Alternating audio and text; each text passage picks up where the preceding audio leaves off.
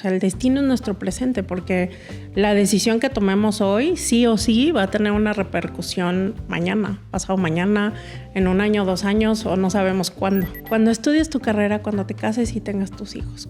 Entonces, yo siempre escuchaba ese caminito, ¿no? O sea, no tenía la opción de decir, oye, terminando la carrera me quiero ir a estudiar a otro país. O sea, esas opciones no existían para mí.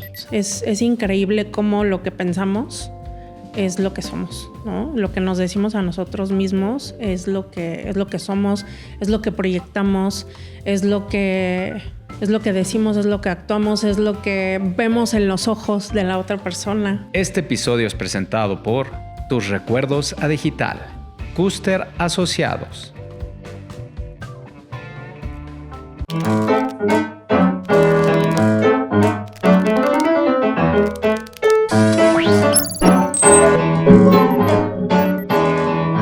Hola amigos, bienvenidos a otro episodio más de su podcast A Nadie Más Le Importa. Aprovecho este momentito para invitarlos a suscribirse, a compartir. Gracias a ustedes este canal sigue creciendo y pues bueno, se ven los suscriptores en sus likes, en sus comentarios. Recuerden que es un canal de procesos, siempre estamos en procesos y aquí los invitados vienen a compartir su historia. Todos los martes hay un episodio nuevo a las 6 de la tarde por YouTube y 1 hora y media más tarde en Spotify. Y también los invito a seguirnos por nuestras redes alternas como son Instagram, TikTok, LinkedIn y Facebook. Y bueno, el episodio de hoy tengo una invitada muy especial que conocí en un evento que fui a unas conferencias. Me gustó mucho lo que escuché en su conferencia y bueno, antes de su presentación me gustaría platicarles sobre una película que vi hace algunos meses. Se llama Robots Salvajes, se las recomiendo, sobre todo si tienen hijos pequeños o adolescentes. Hoy vamos a hablar de reprogramación. Un poco de contexto sería en Robot Salvaje, Ross, que es el robot, el protagonista, es una máquina diseñada para obedecer instrucciones específicas. Pero la vida lo obliga a evolucionar, a aprender, a cuestionar, a sentir y a convertirse en algo más complejo de lo que jamás se imaginó. Todos de alguna manera vivimos algo similar. Nacemos con una programación, creencias, hábitos, heridas, expectativas familiares o sociales. Y llega un punto en que para sobrevivir, crecer o simplemente vivir en paz, tenemos que reescribir partes de ese código interno. Hoy vamos a hablar justamente de eso, la reprogramación humana. Y para hablar de ese tema, le doy la cordial bienvenida a Celia Martínez, que es directora comercial y conferencista. Hola Celia, ¿cómo estás? Hola David, muy bien. ¿Y tú? Gracias muy bien, por gracias. Invitarme. No, gracias a ti por venir. Es un placer y un honor hablar de este gran tema. Antes de empezar el episodio estamos hablando de nuestras vidas un poquito y pues tu conferencia me dio como mucha motivación para decir, no he hablado de este tema y con tu historia, tu proceso, creo que podemos hablar mucho y compartir a la audiencia de algo que muchas veces pensamos que es que él no va a cambiar, es que ella es así, pero siempre está esa ventana abierta, ¿cierto? Completamente, David. Y bueno, vamos al principio, ¿no? Porque hablábamos que la infancia pues sí nos define un poco en la vida adulta, nos confronta, pero bueno, ¿cómo fue tu infancia? ¿Cómo eras de niña? ¿Y dónde ocurrió todo esto? Desde que nací hasta los 11 años estuve en Ocotlán, Jalisco.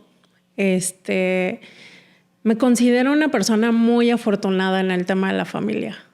Crecí, la verdad, éramos bastantes primos. Es un tema ya hablado, no es nada nuevo, pero crecí como la consentida de todos y creo que eso me hizo sentir siempre muy especial. Me hizo sentir amada, me hizo sentir que valía. Llevaba una muy buena relación con mi abuelita materna. Era muy, muy unida a ella. Ella murió hace más o menos 14 años y fue un personaje bastante importante en mi infancia. Ahorita que estábamos hablando, cómo todo lo que vives repercute. Fui una niña muy involucrada con la naturaleza. Mis papás siempre se preocupaban que fuéramos de día de campo, que hiciéramos picnic. Un tío tiene un rancho, entonces íbamos con los animales. Me acuerdo que yo le tenía pavor a los gansos porque me perseguían. La verdad es que fue una infancia muy bonita, claro, con sus detalles. Hubo un momento en el que mis papás empezaron a tener muchos problemas. Hubo una separación a los 11 años y mi papá se viene a Querétaro justamente. Okay. Entonces, un día mi mamá dice, así, de la nada, dice, nos vamos a Querétaro.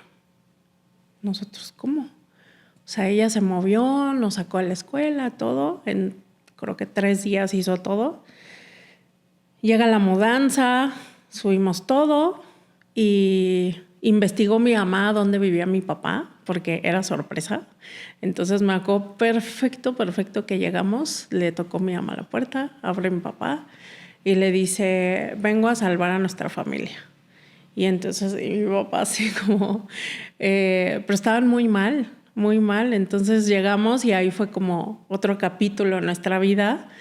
Pero honestamente una infancia... pues yo creo que lo que vivimos todos normalmente, ¿no? Cosas que también nos traumatizan y cosas que recordamos. Ahora que soy mamá, pues también volteo hacia atrás y digo, ¿cómo le hacía mi mamá? ¿Cómo es que le daba tiempo de hacernos de comer, de llevarnos a la escuela, de recogernos? ¿Cuántos hermanos tenías? Tengo 2 hermanos. Sí. ¿Eran 3? Sí, 3. Yo decía, ¿cómo le hacía? No sé si actualmente sea más fácil ser mamá o antes era más fácil, pero mi mamá también trabajaba en las tardes en una mueblería. Entonces me acuerdo perfecto que nos recogía a la escuela, íbamos a comer, siempre comíamos muy, muy casero. Y en la tarde, era toda la tarde estar en la mueblería y llegábamos dormidos a la casa. Y de verdad, o sea, ahora yo sí le digo a mi mamá, ¿cómo le hacías? ¿Cómo le hacías? O sea, me acuerdo siempre tenerla... Sola. No, fíjate que lo que pasa es que mi papá empezó a estudiar su carrera cuando nosotros estábamos chicos y se iba a Guadalajara, queda 45 minutos de Ocotlán. Entonces iba y venía todos los días. Entonces llegaba prácticamente pues, también en la noche. Y sí, pues prácticamente sí. O sea, y me acuerdo siempre verla como luchando por muchas cosas, ¿no? Cuando trabajé en la mueblería, pasábamos por una boutique y yo me acuerdo que le decía a mi mamá, ay, es que yo quiero esos zapatos rojos. Eran unos zapatos rojos de charol y vivíamos al día. O sea, la verdad es que no teníamos como tanto recurso.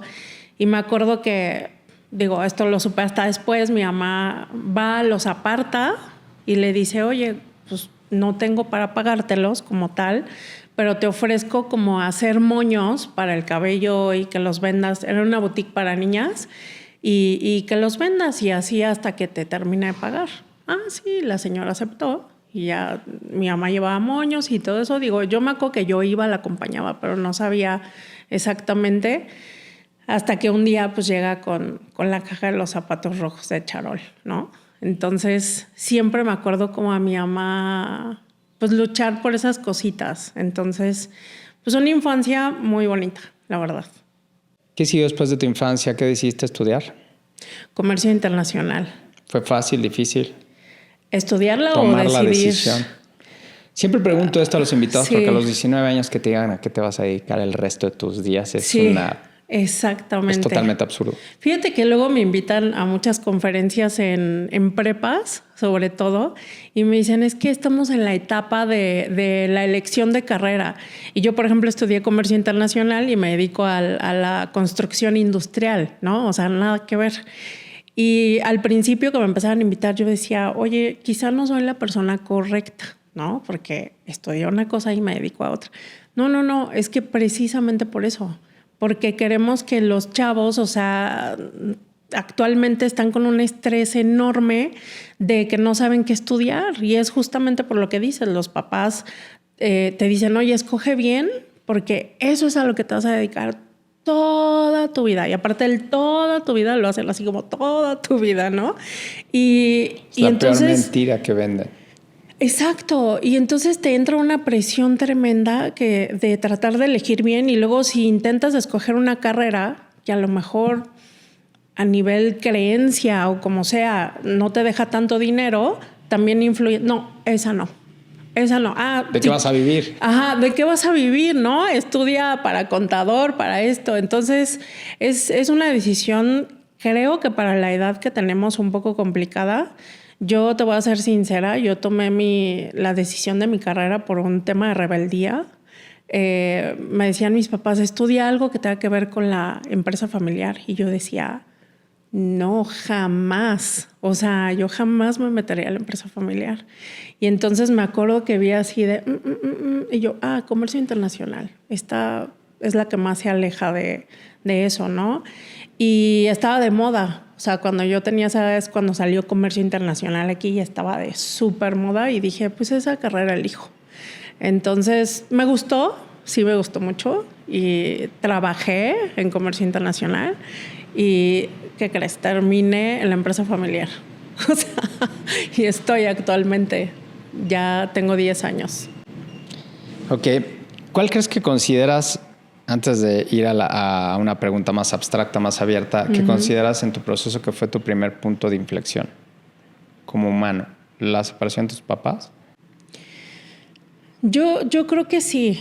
Creo que al final estás en una edad, David, en donde no entiendes. No entiendes nada. Fíjate que, sin juzgar a mi mamá, al contrario, ella siempre era como, todo está bien, ¿no? Todo está bien, todo está bien, todo está bien, ¿no? Entonces, actualmente creo que los papás tenemos más herramientas. O sea, tenemos libros, podcasts, tenemos redes sociales. Digo que no todo lo que escuchas y ves es completamente real, pero pues sí te ayuda. Estábamos hablando antes del podcast del curso de PCs para papás, y la verdad es que todo eso te ayuda muchísimo a saber pues que sí tienes que gestionar y ayudar a gestionar las emociones de tus hijos ante ese tipo de situaciones, ¿no? Y yo la verdad creo y considero que, mi hermano, el más chiquito, tenía 1 año, pero que mi hermano, sobre todo el más, o sea, yo soy la más grande, el que sigue, pues sí, creo que no teníamos muy buena gestión de qué era lo que estaba pasando, ¿no? Solamente todo está bien. Y como decíamos, o sea, llega un punto en la vida en donde eso te alcanza. Donde eso te alcanza y dices, caray, o sea, pensé que eso lo había guardado muy bien, había estado ahí muy a gusto.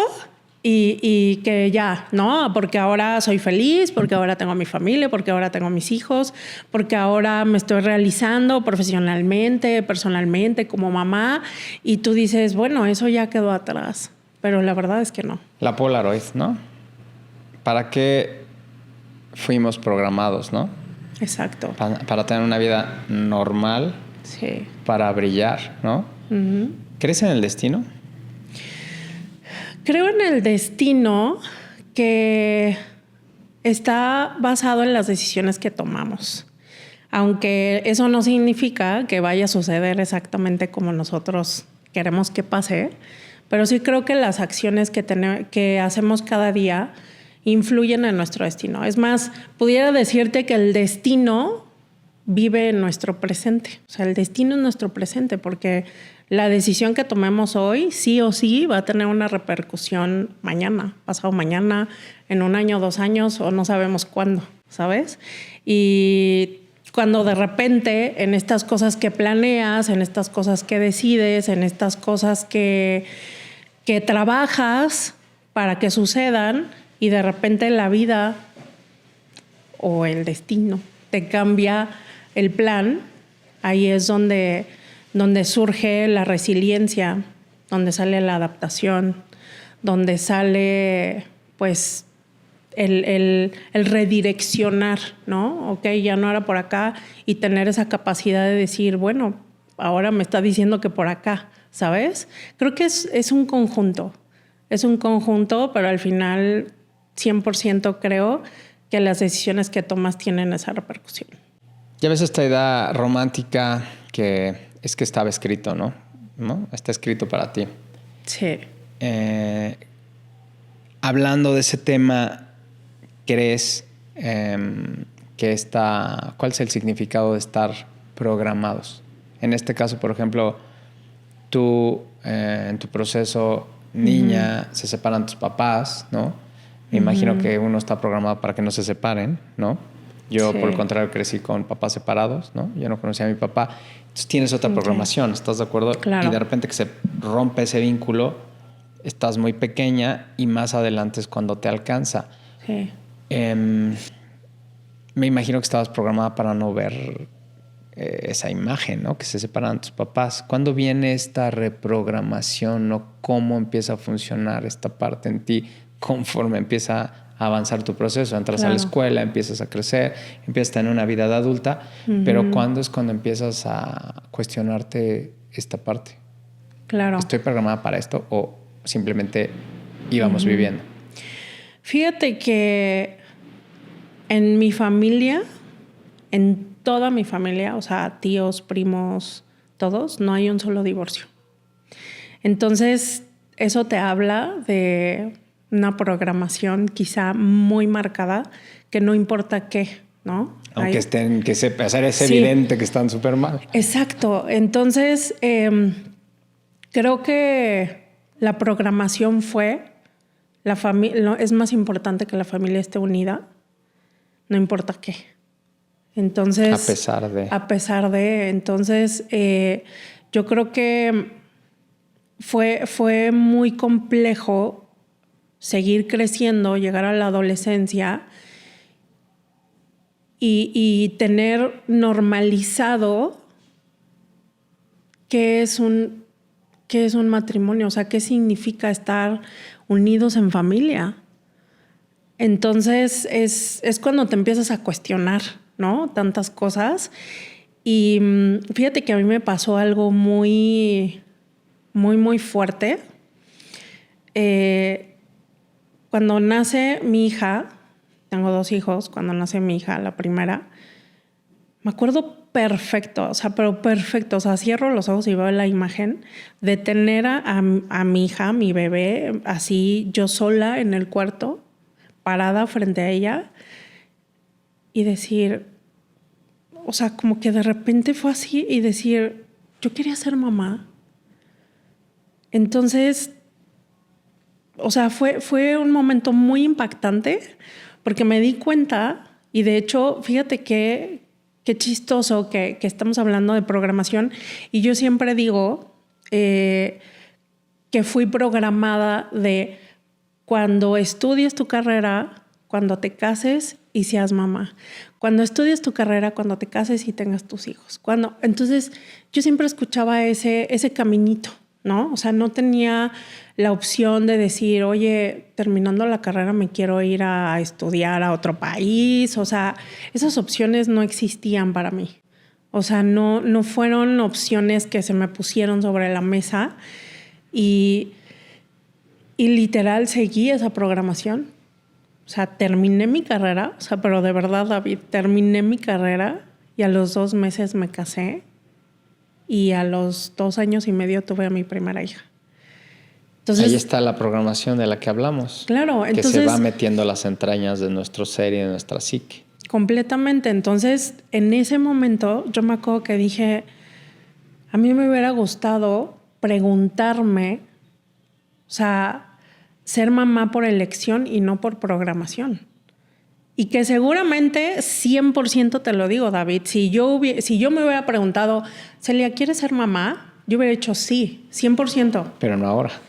Pero no, a lo mejor no ahora, pero no por una programación, o sea, sí. no por algo que ya traía, sino que yo lo hubiera decidido, ¿no? Y quizá el shock hubiera sido mucho menos y de ahí se desencadena una depresión postparto que, bueno, esa es para otro podcast.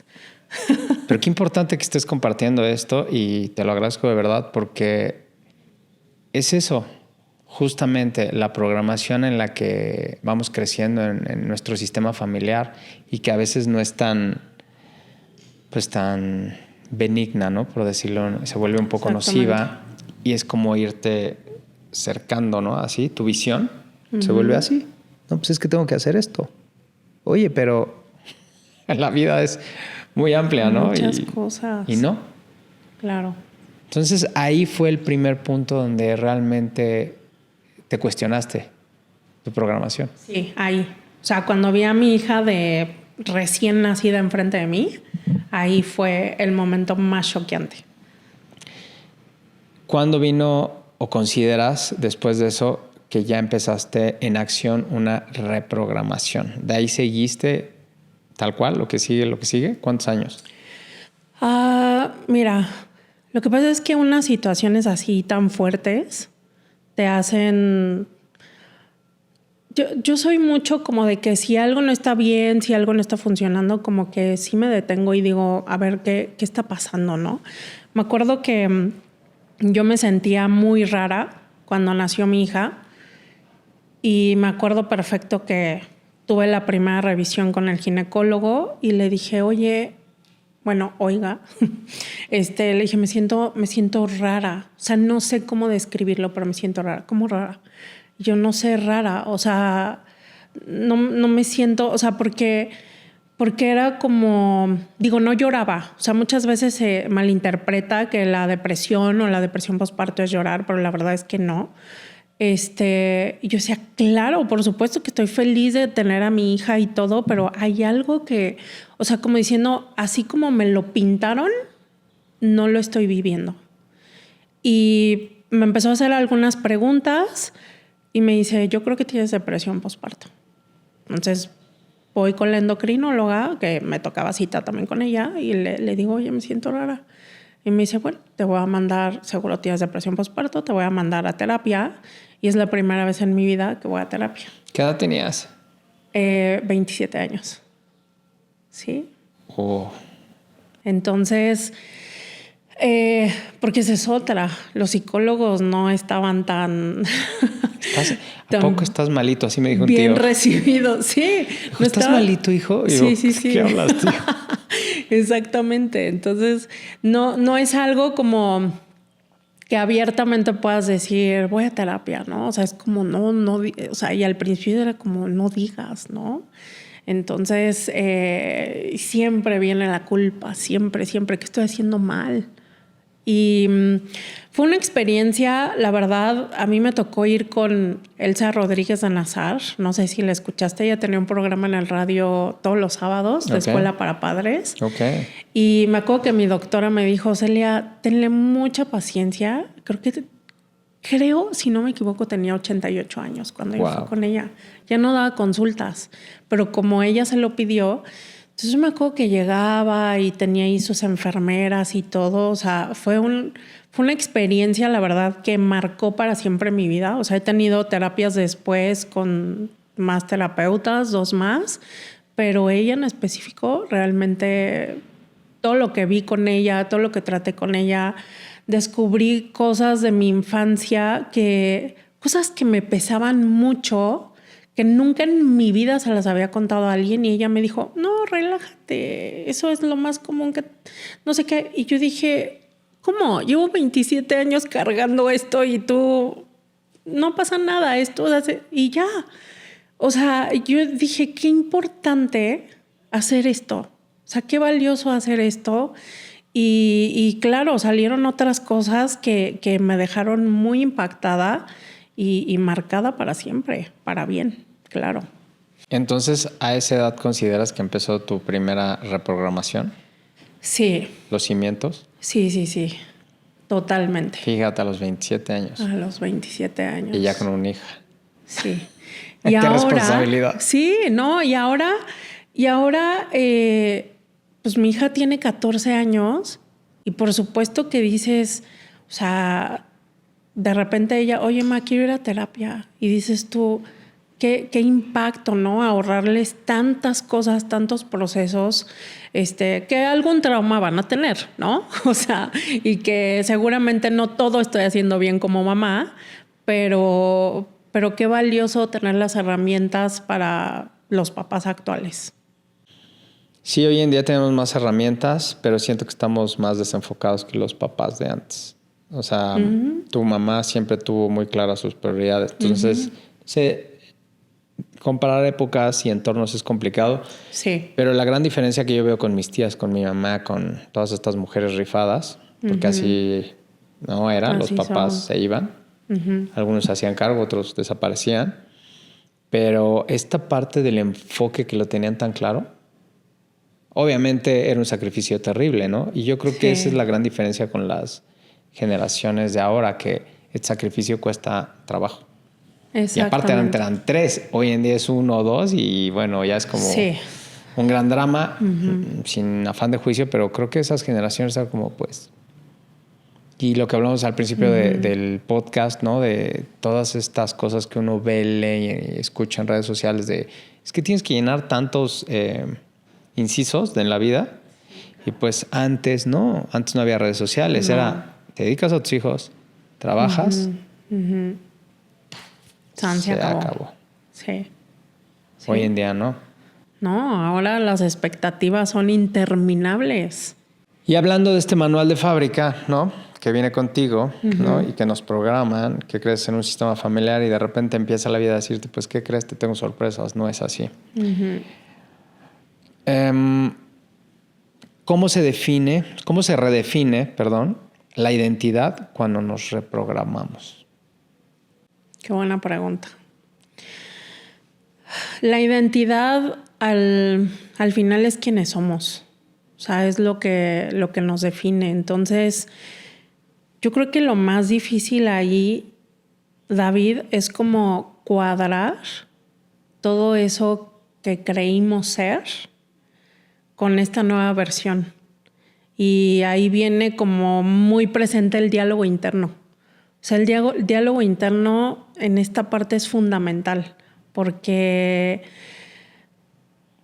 tú estás trabajando, llamémoslo así, pongámoslo como este ejemplo, ¿no? O sea, por fuera, leyendo, escuchando podcasts, o está como trayendo información hacia ti, de afuera hacia adentro, y dices que esto me va a hacer mejor, me va a hacer, no sé, he estado escuchando podcasts de neurociencia, cómo funciona el cerebro, los pensamientos, es un tema que me gusta mucho.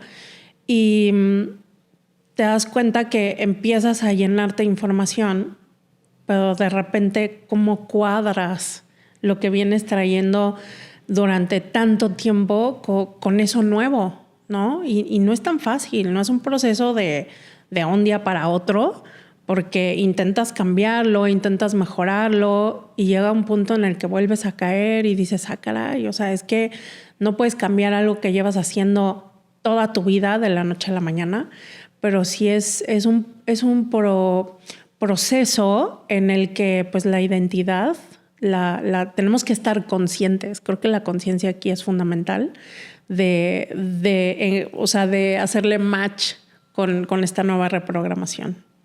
Cuando actualizamos nuestra versión, ¿no? Nos reprogramamos, ¿te cuesta trabajo aceptar a ti, tu nueva versión, o a los demás? Porque obviamente se mueve como el rol que ejercías. Sí, completamente. Te pongo un ejemplo, yo dejé de tomar.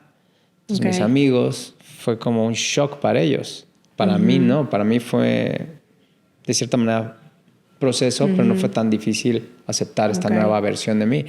Pero te das cuenta que los demás se incomodan porque dicen, no, es que yo estaba contento con tu versión Exacto, anterior. Con tu versión de tomar. ¿Cómo te va con estas reprogramaciones que has tenido en tu vida a ti y luego a tu entorno, a tu sistema? Sí. No creo que a mí me moleste tanto, ¿no? Como estar entrando en esta nueva versión. Lo que sí es que se vuelve muy incómodo porque pues dejas de hacer cosas, ¿no? Como dices tú, pues para mí era más como salir y tomar con mis amigos. Pues a lo mejor para mí también era darle prioridad como al tema social. Pero sí llega un punto en el que dices, no, a ver, o sea, tengo que priorizar, o sea, tengo que enfocarme, ¿no?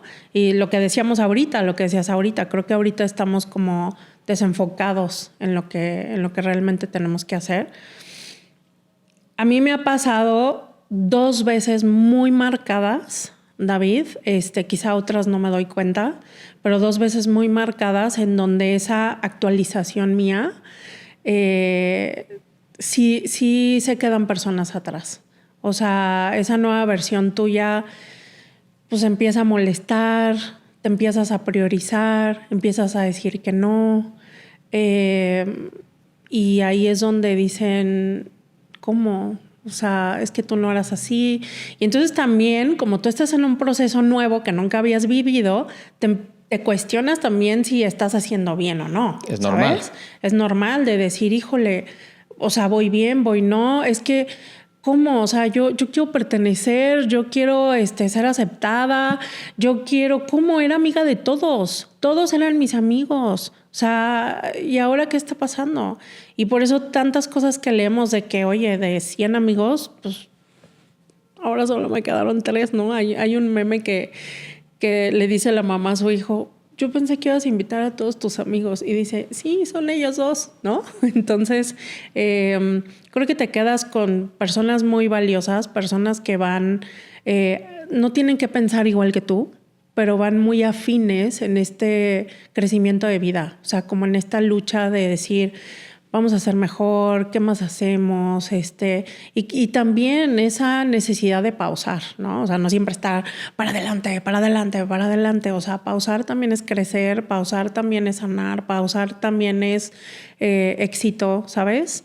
Entonces, sí he vivido como ese punto, y fíjate que una vez una persona, hablando eso en cuestión como a las relaciones sociales y amistades, me dijo, Celia, es bien importante que siempre tu pareja, si tú vas avanzando y tú vas creciendo energéticamente, profesionalmente, espiritualmente, trabajando en tus emociones, en todo, que tu pareja no se quede atrás.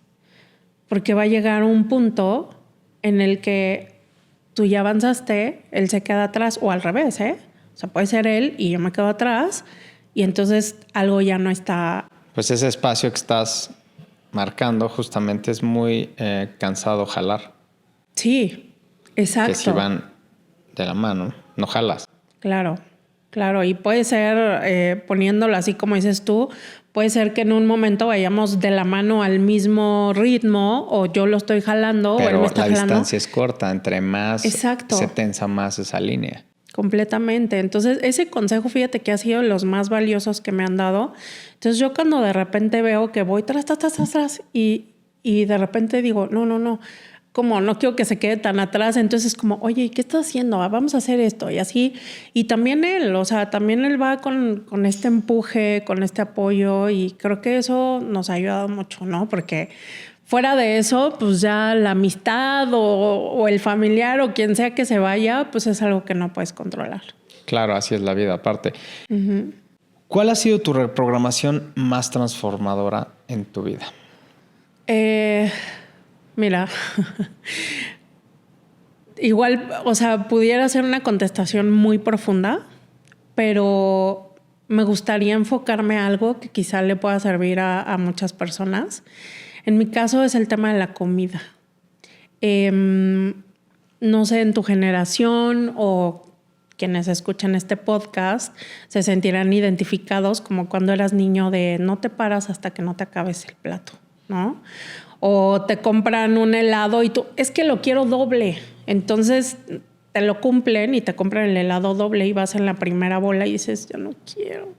Y entonces lo que te dicen es como, entonces, ¿para qué me dices que te lo compre doble? A la otra no te lo voy a comprar doble, ahora te lo acabas.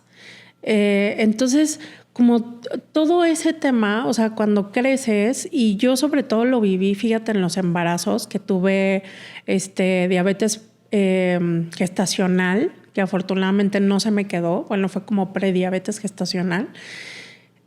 Lo más importante en ese momento y lo que se reflejaba en los estudios, David, era mi alimentación, 100%. No era medicina, no era ejercicio, era lo que comía. Entonces, también, por ejemplo, cualquier situación emocional que viviera, o sea, tu postre favorito o algo te iba a hacer sentir mejor, ¿no? Ay, ¿estás triste? Pues lo vemos en las películas, ¿no? Con el litro de helado y todo eso. Es algo que no... O sea, no lo juzgo, honestamente. Creo que es un tema de cultura, de creencia, de educación, de todo. Mi mamá, ella cuenta que su papá, cuando se enfermaba de gripa y todo eso, llegaba con unos pingüinos y le decía, con esto te vas a aliviar. Wow. Y entonces mi mamá pues, se los comía y decía, mágicamente me sentía bien, ¿no? Es como el efecto placebo. Entonces, pues eso también es como, estás triste, esto. Y a la fecha me ha costado mucho trabajo, David, oye, es que hoy tuve un día cansadísimo. Me voy a premiar. O entonces voy ¿Es a esta pedir... programación? Claro. Entonces voy a pedirme un sushi, y hoy sí me voy a pedir la brocheta así empanizada porque me la merezco, ¿no?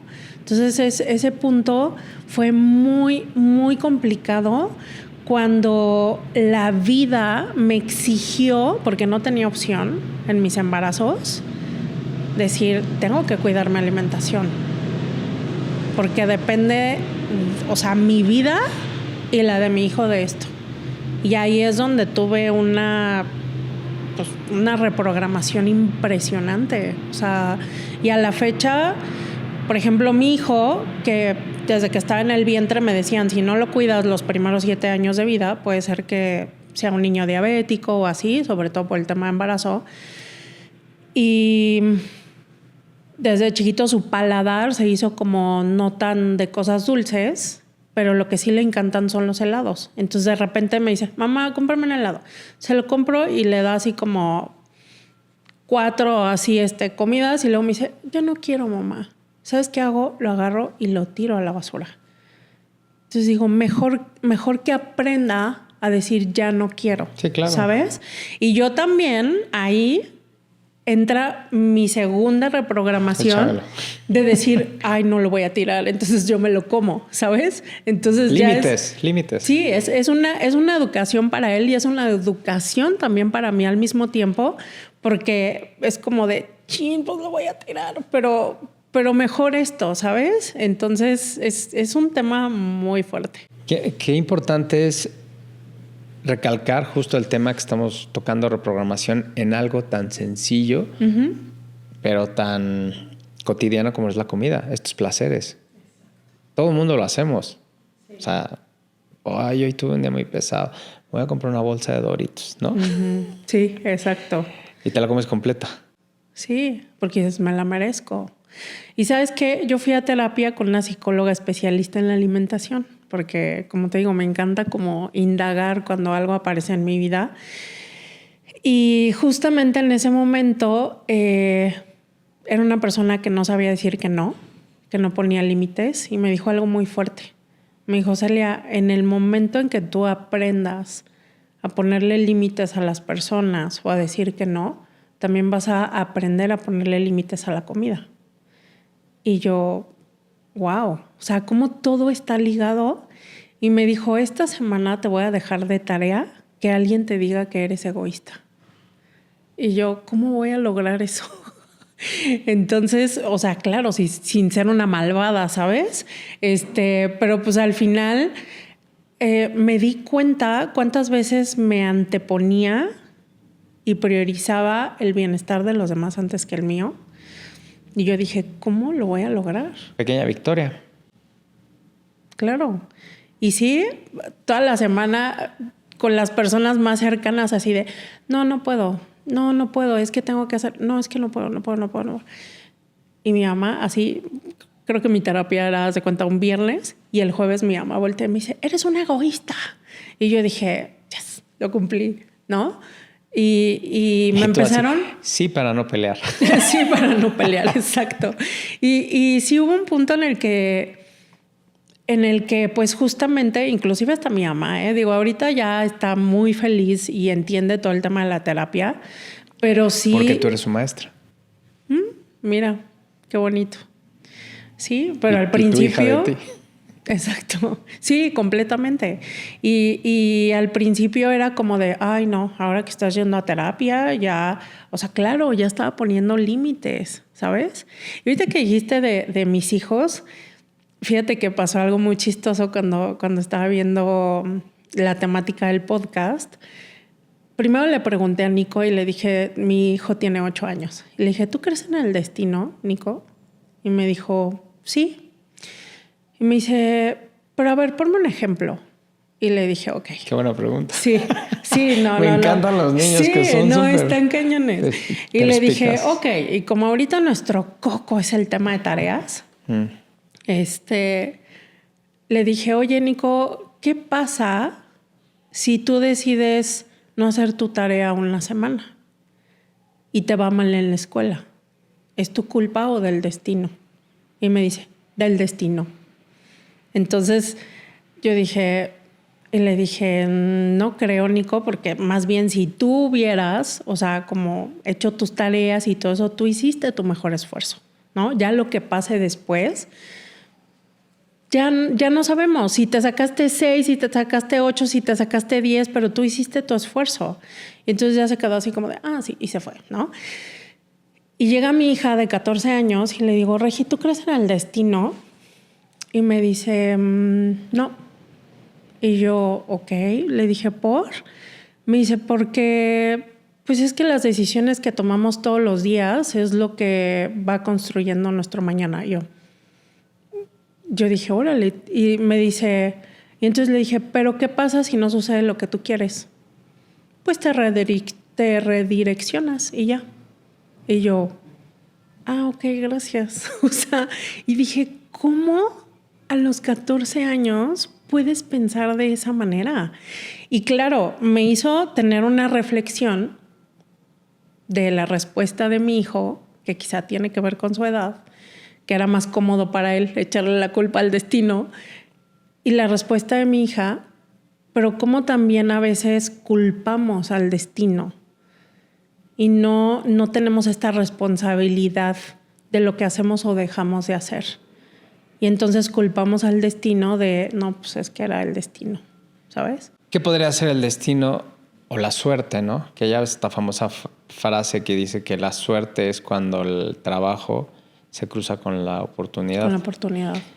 Entonces, en esta parte de reprogramarnos, de redefinirnos, ¿cuál crees que son las herramientas de las cuales podemos echar mano cuando ya nos dimos cuenta que es momento de una actualización, que es un momento clave, ¿no? O sea, platicamos antes del podcast lo importante que es autoconocerte y cuando vienen estas pues jugadas de la vida y te mueven, te sacuden y entonces empieza en este proceso de reprogramación, ¿cuál sería el primer paso que tú has vivido de acuerdo a tu experiencia? ¿Qué pasa en ti? Sí, fíjate que yo creo que algunas no las he tenido conscientes, David, y otras sí. Ok.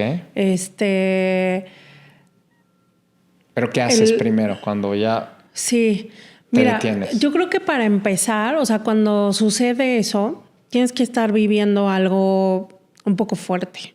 Adversidad. Sí. O sea, y puede ser provocado por ti mismo hacia algo bueno. Ahorita explico a qué voy con eso. Y otra cosa puede ser que la vida te ponga algo que no esperabas, ¿no? A lo mejor un fracaso o que fallaste en algo o algo que se sale de tu plan. Algo que se sale de tu plan, ¿no? Esto no estaba en mi script de vida, ¿no? Exacto. Y que dices, híjole, tengo que, o sea, a ver, o sea, ¿qué pasó aquí? ¿No? O sea, que de repente llega el golpe y dices, ¿qué pasó aquí? Y dices, no, tengo que hacer algo. O sea, los resultados que estoy teniendo, las consecuencias de mis decisiones que estoy teniendo, me estoy dando cuenta que quizá estoy lastimando a terceras personas y yo creo que ese también es un punto bien importante. O sea, ¿qué está pasando a mi alrededor? ¿Y qué está pasando conmigo misma? ¿Qué está sucediendo estas cosas? Entonces ahí es donde dices, creo que ya tengo que tener esta reprogramación, ¿no? Las herramientas que tenemos en la actualidad, como bien decíamos antes del podcast, pues antes no teníamos tantas cosas, ¿no? O sea, al final somos las mismas personas. O sea, tenemos las mismas capacidades, la misma, o sea, todo. Somos Homo sapiens, mamíferos, sí, con 5 sentidos. Exacto, justamente, nada más. Nadie puede superar eso. Sí, pero lo que sí va cambiando es nuestro entorno. Entonces, ahí es donde dices, bueno, a ver, ¿qué herramientas tengo en la actualidad? Digo, ahora ya está que la inteligencia artificial, o están los podcasts, o está los libros. O sea, un libro valiosísimo que yo creo que ha cambiado muchas vidas y que siempre lo recomiendo es Hábitos Atómicos. Entonces, ahí te das cuenta cómo los sistemas te ayudan a generar estos hábitos y que al final los hábitos te llevan al resultado, ¿no? Entonces, creo que para mí la herramienta más poderosa son los sistemas que implementes en tu día a día para algo. Qué maravillosa respuesta acabas de dar, porque a mí me molestan mucho, en especial un amigo, Alejandro, te mando un saludo. Saludos, Necesitas Alejandro. un sistema, me dice. Porque yo siempre digo eso y justo coincido contigo porque el mismo planeta, yéndonos a la naturaleza, es un ecosistema. Cuando una especie está en peligro de extinción, le pega a todo un ecosistema. Fíjate. Entonces, nosotros somos parte como humanos de un sistema, ¿no? Y bien dices, y comparto, y creo que es una gran herramienta la que acabas de dar cuando uno dice, bueno, quiero cambiar, ¿por dónde empiezo? Ve tu sistema. Exacto. Todo el mundo vive en un sistema, todo el mundo vive en un sistema, ¿estás de acuerdo? Claro. Y que muchas veces pensamos que los cambios tienen que ser repentinos, grandes. No, o sea, los sistemas justamente es repetir cosas pequeñas diariamente que te lleven a algo grande, ¿no? Y volvemos retomando un poquito el tema de la comida. Es cuando dices, ya, ahora sí voy a dejar el pan, voy a esto, voy a comer puras verduras, voy a no sé. ¿Qué es lo que pasa? Que pues depende de la persona, pero puede pasar una semana, puede pasar 2 semanas, un mes, no sé cuándo, y lo rompes, ¿no? Y te sientes pésimo y entonces, a ver, eso no me está funcionando. Y que yo lo llegué a hacer, ¿eh? Yo llegué a ser así súper tajante. Entonces, hasta que con este tema, te digo, de la psicología de la alimentación y todo, te das cuenta que es un sistema. Es un sistema que al final tiene que estar adaptado a cómo es tu vida, a que tiene que ser realista, pero que también te ayude a lograr tus objetivos, ¿no? Y siempre está acompañada de ayuda profesional, ¿no? Porque, por ejemplo, así no aplica, por ejemplo, para las adicciones. No puedes hacerlo en fases, ¿no? Te hablo de tomar, dejar el cigarro, relaciones codependientes, tóxicas. Ahí sí no, ahí sí tienes que decir, se acabó. Claro. Y si no puedes solo, pues tienes que buscar ayuda. 100%. Por, no sé, adicción al juego, al sexo, etcétera. Sí. Ahí sí no se puede. No. Pero justo en cosas así es un hecho. Exactamente. No, poco a poco. Pero qué interesante. ¿Cómo sabes que una reprogramación ya se completó? Híjole, es que yo creo que no lo sabes, David. No sé si está bien o mal mi respuesta, pero... No hay bien ni mal. Al menos de que sea una reprogramación medible, ¿no? Pero si estamos hablando de una reprogramación interna y todo eso, yo creo que no tiene o sea, como un... completado. Sí, como un de repente que se prenda el foco verde y diga completado. O sea... Vamos a replantear, comparto contigo. ¿Cuándo sabes que estás mejor calibrada? Claro. En esta reprogramación que volteas y dices, estoy en mi punto. ¿Cómo lo puedes reconocer? Yo creo... En el ejemplo que me diste, por ejemplo, tu mamá. Sí. Eres un egoísta. Sí. ¿Ahí? Sí, exactamente, puede ser. Por ejemplo, en el caso de mis hijos, por poner un ejemplo, yo dije, yo voy a hacer que mis hijos sean unos niños y unas personas independientes. O sea, yo soy su mamá y soy su lugar seguro. Eso siempre es como, yo soy tu lugar seguro, yo soy tu mamá y yo me responsabilizo de ti.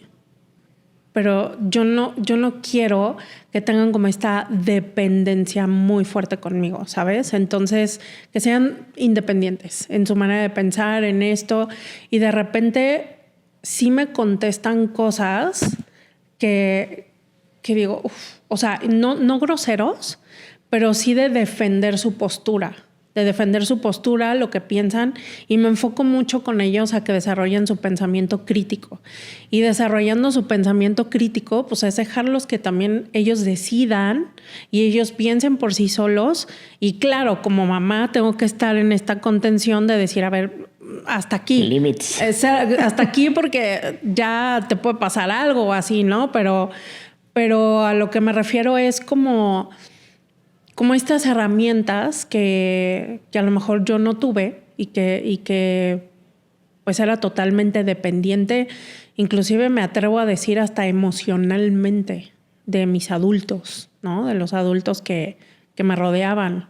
Entonces es como cuando de repente ellos me contestan lo que piensan y defienden su postura, digo, ahí es donde ya logré algo como mamá, ¿sabes? Y si veo que lo que están defendiendo y todo eso, o sea, tiene un poco de retroalimentación, entonces pues se las doy. Oye, sí, pero esto y esto. Ah, ok. O sea, creo que ese es un ejemplo en donde más lo veo marcado. Yo recuerdo cuando fui a la conferencia, si nos pudieras compartir un poco de esa experiencia, porque esa experiencia estuvo fuerte. ¿Cómo fue esta programación y luego volverte a reprogramar en una parte que fue totalmente laboral, ¿no? Sí. Pues justamente cuando estaba en la universidad estudiando, ¿te refieres a esa? Sí. Estaba estudiando comercio internacional, que te digo que la verdad me terminó fascinando. No sé si a eso me hubiera dedicado toda mi vida, pero me gustó mucho. Yo soy una persona muy operativa, entonces pues, el comercio internacional es muy operativo y me encantaba. Y justo se llegaba el momento de hacer las prácticas profesionales, entonces como 5 o 6 compañeros nos aplicamos para una empresa en el Parque Industrial Querétaro.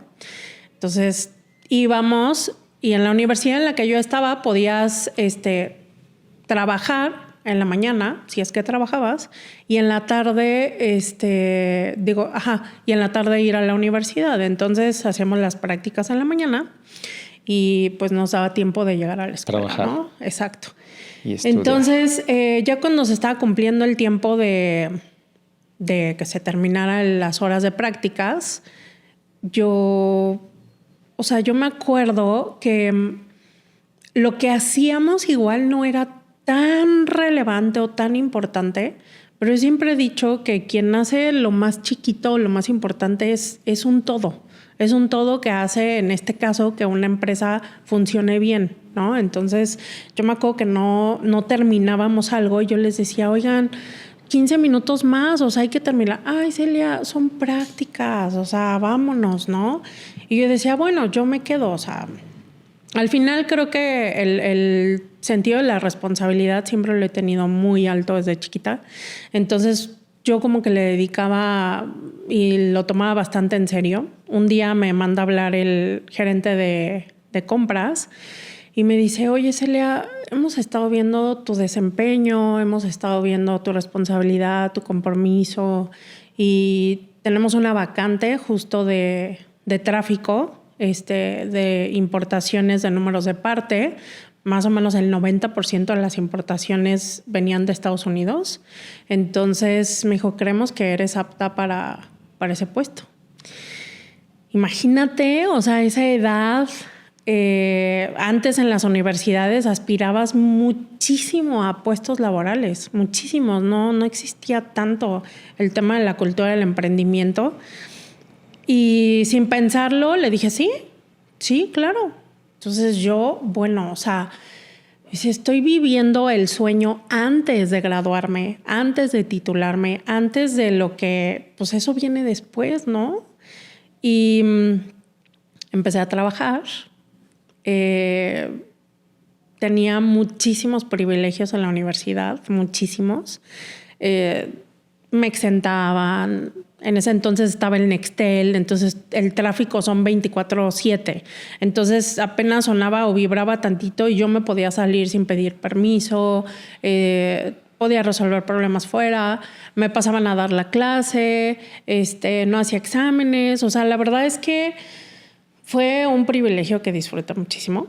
Solamente un compañero y yo de toda la generación teníamos ese puesto. Era súper admirada o súper envidiada.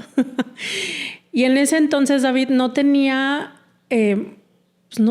como esta madurez emocional de saber gestionar eso que estaba viviendo. Entonces, en el trabajo había una compradora que, pues en ese entonces yo decía, ay, la cuarentona, ¿no? Y ahora yo soy la cuarentona. Entonces, yo decía, me tiene envidia porque tenemos puestos iguales y porque yo tengo, ¿qué te gusta? 22 años y ella tiene más de 40 y entonces todo lo que hace es contra mí. O sea, yo decía que todo lo que ella hacía era personal a mí. Entonces, un día, pues no sé si para mi buena suerte o mala suerte, se me olvidó importar un número de parte de ella que pues era muy importante. Se me olvidó. Y llevaba ya 7 meses de vida haciendo mi trabajo impecable. O sea, pero de verdad impecable. O sea, no había nada que se me pasara. Entonces,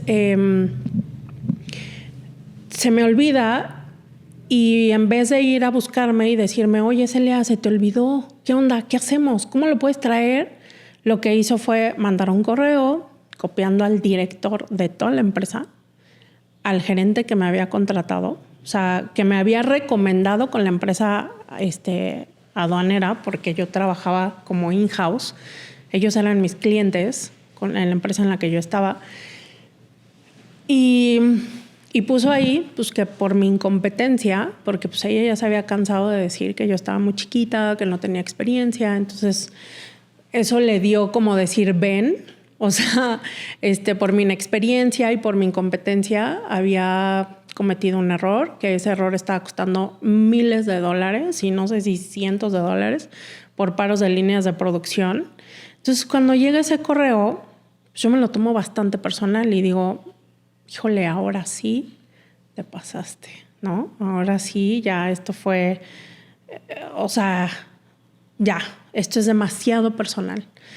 Y la verdad es que en vez de enfocarme en tratar de resolverlo, que lo hubiera podido resolver, David, o sea, hubiera hablado con mis jefes o llevarlo un poco más arriba y decirle, ¿sabes qué? Sí, cometí este error, ¿cómo le hacemos? Y a lo mejor lo hubiéramos traído la mayoría era terrestre, lo hubiéramos traído aéreo, hubiera costado, pues sí, algo, pero a lo mejor menos que la pérdida que estaban teniendo la empresa. Entonces yo le platicaba mucho a mi homóloga de Estados Unidos sobre esta compradora y que sí, hasta le tenía yo un apodo y bueno. Entonces lo que hago es que le reenvío el correo a Janet, se llamaba mi homóloga, y le digo, ¿cómo ves? O sea, ya se pasó y le enlisto un buen de groserías sobre esta persona y así. Y yo seguía sin preocuparme en resolver ese problema. Entonces seguía el día y yo hablaba con Janet, oye, no sé qué, del trabajo. Y yo, bueno, no me dijo nada del correo. Ok, primero es el trabajo, luego el chisme, lo entiendo. Y entonces otra vez hablaba con ella y no me decía nada, Entonces llega un punto en el que le digo, oye, o sea, ¿no has visto el correo que te mandé? Y me dice, ¿cuál correo? Porque no existía WhatsApp ni nada de eso. Me dice, ¿cuál correo? Y yo, pues el correo que te mandé de la compradora esta. Me dice, no. En ese momento me meto a mi bandeja de salida y me doy cuenta que le pongo responder. Entonces ella leyó todo lo que yo pensaba sobre ella y que además no estaba haciendo nada por resolver el problema. Ya era casi la hora de salida. Y aparte, fíjate el tema de madurez ahí, David, qué importante. Yo me fui. Me fui así como de chin, o sea, ya la regué, me voy. Me fui a la universidad y todo, ahí no pasó nada. Y al día siguiente llegó y mis jefes de Estados Unidos ya estaban ahí, estaban con el director y de repente estaban con el director y con ella. De repente salen el director y ella, por supuesto, ella así como... me mandan a hablar, entro, por supuesto me despiden. Me dicen, Celia, pues sí, muy responsable, o sea, en pocas palabras, muy responsable y todo, pero ¿qué onda? ¿No? Con tu ética, con tu... Entonces, agarré mis cosas, la verdad fue bastante humillante, muy humillante recoger mis cosas, porque prácticamente esos 7 meses, David, me la pasé pavoneándome en la empresa, pavoneándome en los pasillos y diciendo, sí, soy la más chiquita de aquí, soy una fregona. Y estar recogiendo mis cosas, que ella me viera recoger mis cosas, fue muy duro. A esa edad fue muy duro, muy duro. Por supuesto, regresé a la universidad, no dije nada, mis papás tampoco no les dije nada. Me decían, oye, como que ya no te vemos con el Dextel, que te sales. Y, no, es que me di cuenta que tengo que priorizar mi escuela, ¿no? Y como ya estamos en la recta final de la carrera, pues tengo que priorizar eso. Nunca les dije a mis papás, de hecho ellos se enteraron en una conferencia y cuando terminó fue así como, ¿por qué no nos dijiste, no? Entonces, después de ahí, David, justamente eso es algo que marcó mi vida para siempre, hasta el día de hoy, hasta el último día que me muera, que siempre digo, o sea, puedes construir lo que quieras, puedes construir, puedes ser la persona más exitosa del mundo, puedes prepararte, o sea, sin límite, puedes ser quien quieras ser, pero si no tienes congruencia, no tienes nada. Porque todo lo que construyas lo puedes destruir en una equivocación de un correo electrónico. Lo puedes destruir... En un impulso, en una reacción. Exacto. En cualquier cosa que además dura nada. Y destruiste años de trabajo.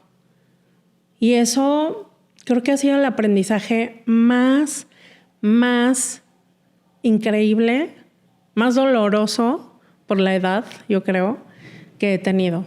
Y me di cuenta de que no solamente tienes que trabajar tus habilidades técnicas, que tanto sabes, si te sabes manejar el Excel de arriba para abajo, pero qué onda con tus habilidades humanas, que también por eso actualmente mis conferencias son sobre eso, ¿no? La importancia de las habilidades humanas. La humanidad. Sí. ¿Qué versión de ti misma estás escribiendo ahora? Fíjate que es muy interesante esta pregunta. Yo no sé, yo no soy mucho, David, como de que cambie el año y tiene que cambiar mi versión, ¿no? Pero este año en específico sí sentí como una fuerte energía de un cambio. Fue un año 2025 muy intenso, de muchas cosas, de muchos logros, de muchas cosas logradas.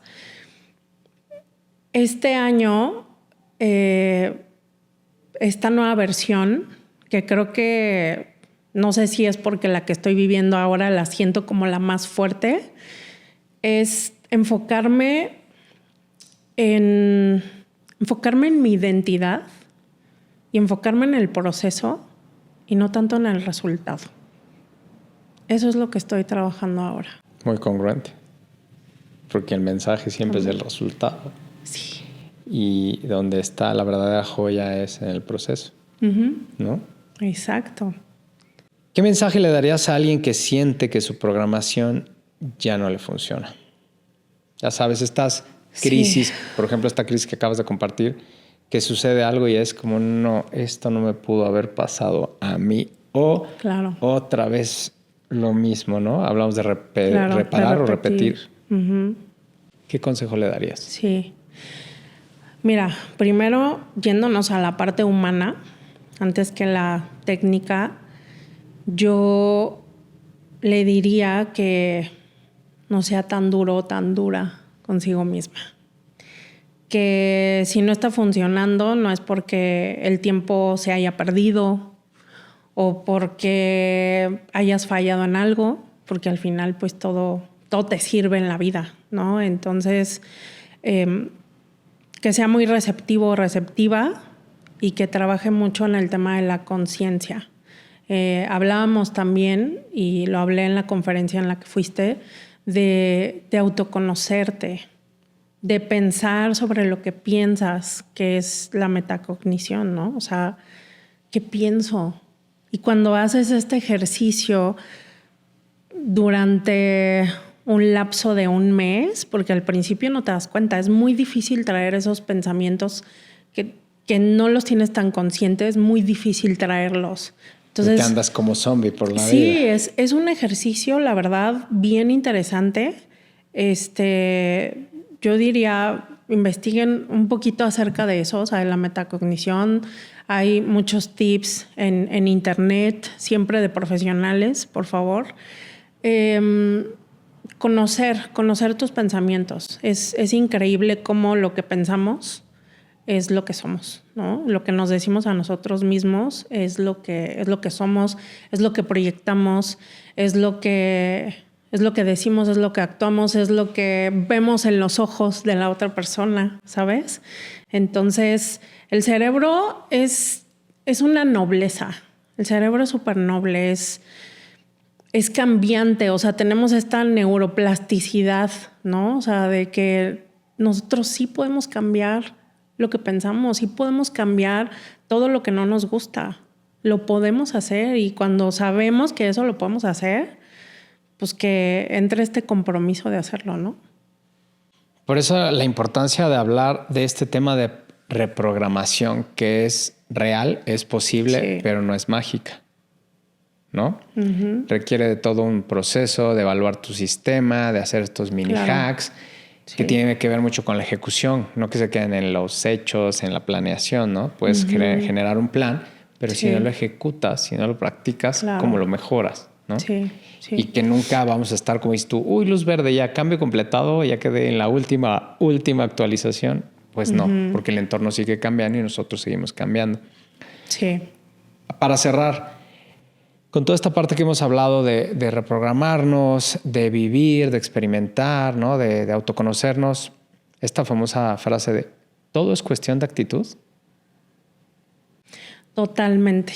¿Sí? Sí. Okay. Para mí sí, todo es actitud, David. Todo. Y ojo, existe esta parte del positivismo tóxico, que pensamos que la actitud puede ser siempre ser positivos a todo lo que te pasa. Y no precisamente es eso. O sea, yo considero que la actitud se puede presentar también en momentos muy oscuros, muy difíciles, que tienes que pasar un proceso, ¿no? O sea, no puedes, como decíamos hace ratito, o sea, no puedes taparlo y decir, no, todo está bien, vamos. La actitud, o sea, la actitud es cómo vas a enfrentar esa situación que estás viviendo.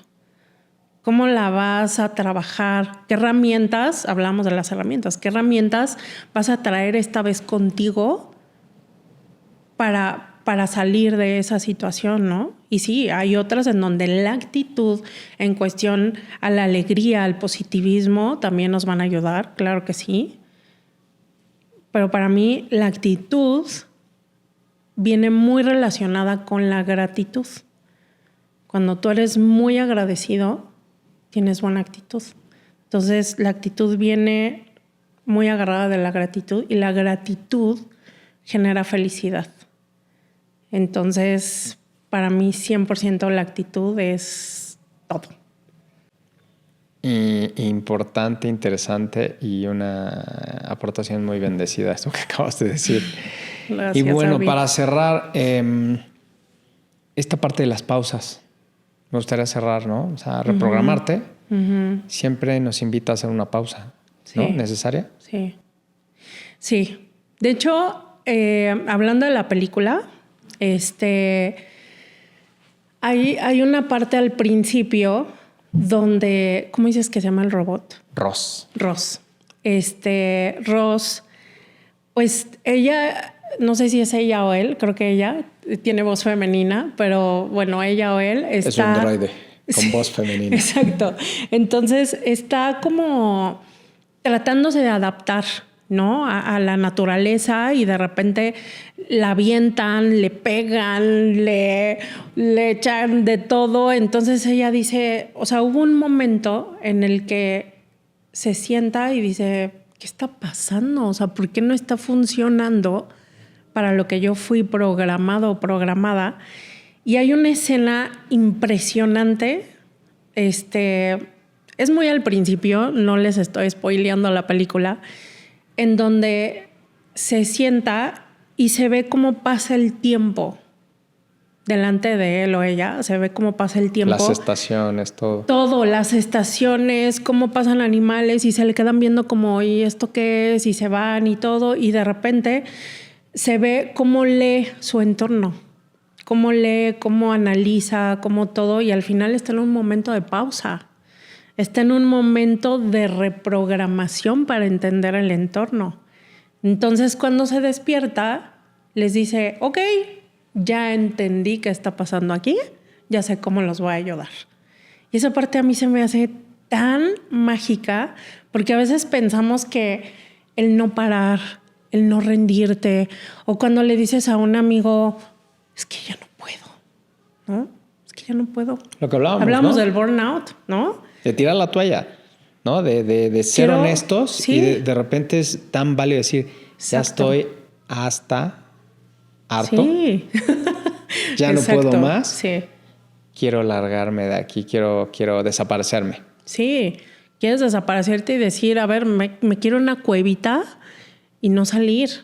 Quiero 3 días para mí dormido de no hacer nada. Te lo juro. Y es válido. Sí. Pero hoy en día, no, aliméntate bien, lee libros, medita, haz ejercicio, cuida tu cuerpo. Todo al máximo. Sé un buen papá, sé una buena mamá, ahorra, invierte. Sí. Es como...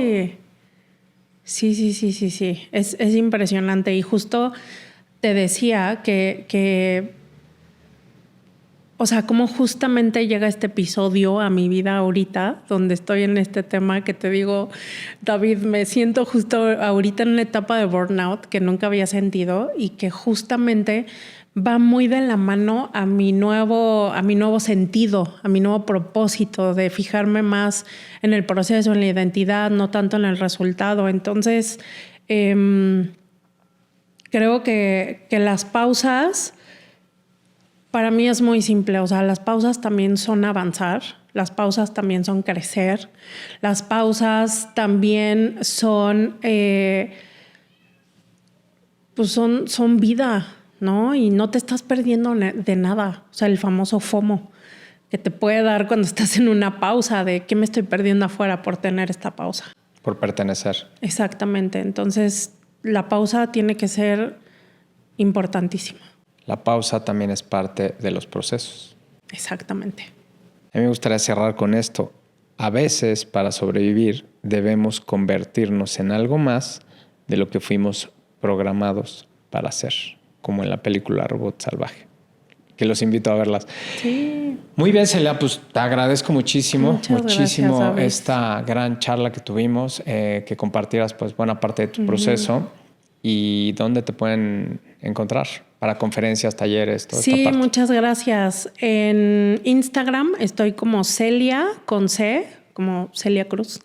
Celia M de mamá, D de dedo, T de Tito. Y en LinkedIn como Celia Martínez del Toro.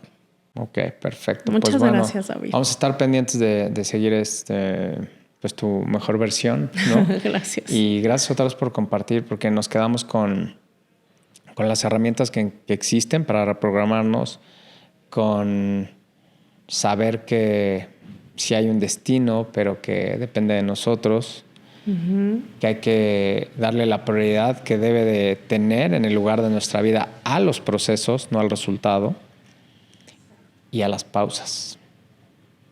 Muy bien, muy buen resumen. Gracias otra vez por venir. Gracias a ti. Y pues seguimos pendientes, ¿no? Aquí nos vemos en este espacio. Y recuerden que todos los martes hay un nuevo episodio a las 6 de la tarde por YouTube y 1 hora y media más tarde en Spotify. Los invito a suscribirse para que este canal siga creciendo. Recuerden que es un canal de procesos. Y bueno, gracias por seguir aportando a este canal y sigamos creciendo juntos. Hasta el próximo episodio.